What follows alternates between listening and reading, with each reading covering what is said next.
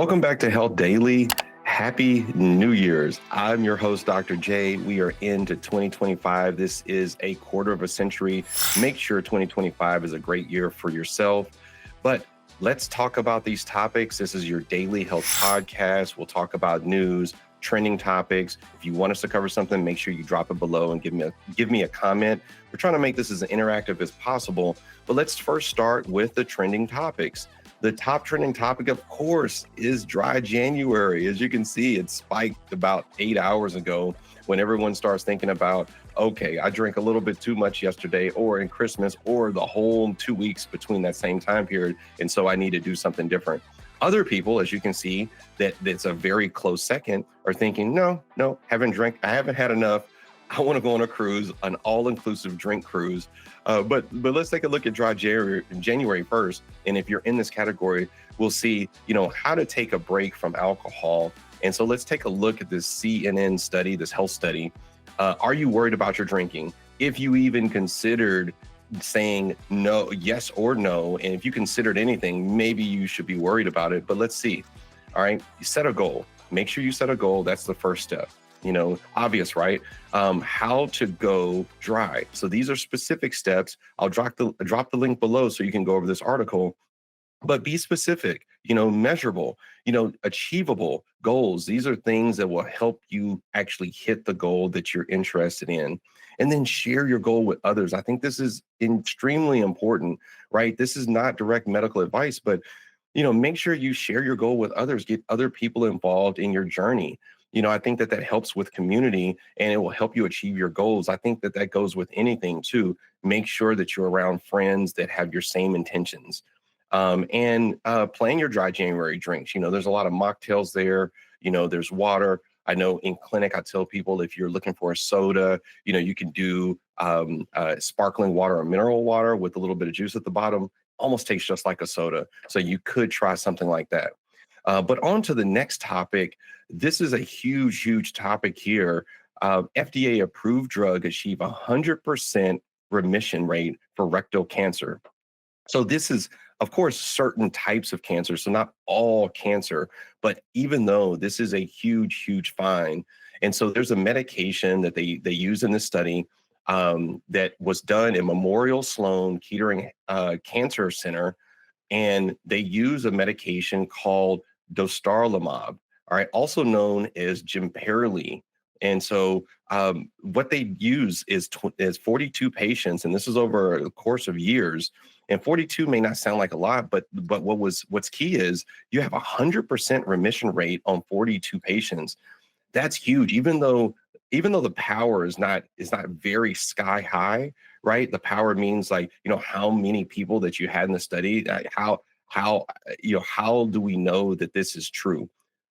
At this point though, I'll take 42 people with 100% remission rate.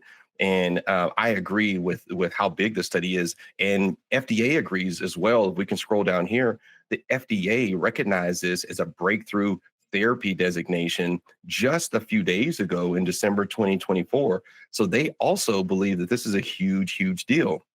So huge that the success of the trial was also celebrated at the biggest cancer conference in the US, or maybe the world, American Society of Clinical Oncology conference that happens every year.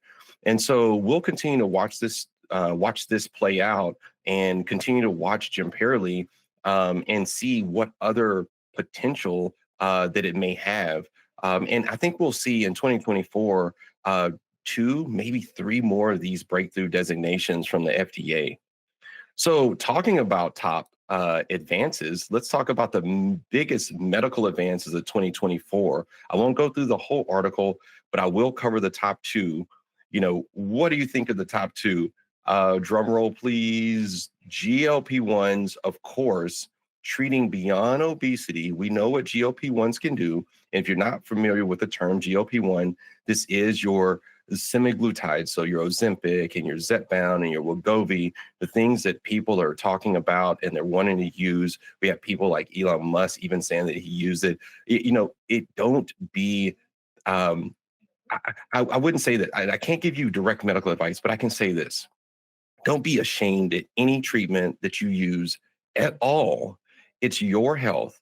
And I tell people this all the time. When you're at home by yourself, no one else is hurting. No one else is in pain. It's just you. So don't be ashamed at what you use. If you have success with it, celebrate it. Maybe you should tell someone else and instead of, keeping it to yourself. But treating beyond obesity, okay? Things like Zepbound recently being approved for obstructive sleep apnea, right? Obstructive sleep apnea, I see it all the time in clinic. People come in for high blood pressure, diabetes, high cholesterol, kind of this combination of cluster diagnosis. And then we find out that they have obstructive sleep apnea. And so that's why it's so difficult to treat their high blood pressure. Well, if we can take another medication, a GLP-1, reduce some of the medicines that they use, and also treat the obstructive sleep apnea, in turn, possibly treating the resistant high blood pressure, well, then that's amazing. So we'll continue to watch what GLP-1s do.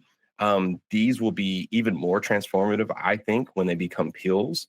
But the next one, and I'll stop with this topic, and you can look at the full article. I'll drop the link below. I'm gonna stop here real quick.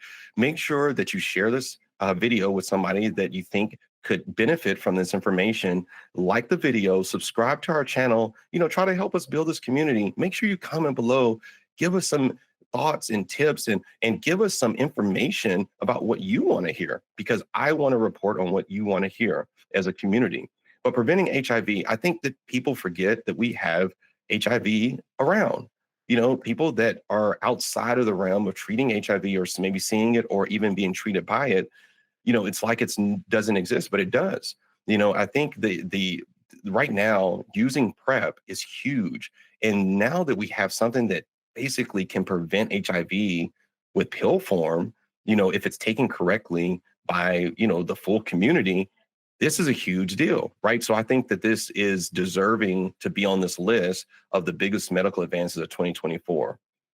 The last thing that I want to say before we get out of here, eating healthy.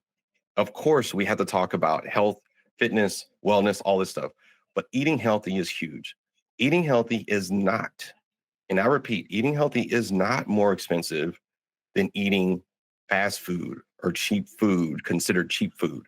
Why? Why is this? All right.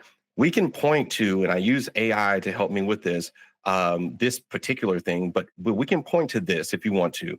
You can say that the evidence suggests that, eating healthy is more expensive, but that's not always the case. There's a 2013 study by Harvard School of Public Health that showed that it costs an average of like $1.5 dollars more, or $1.50 more. But I'm not going to even go down that route. What I'm going to talk about specifically is let's compare the two. Let's say eating healthy, and let's say it is technically by numbers more expensive than what you would spend your money on normally.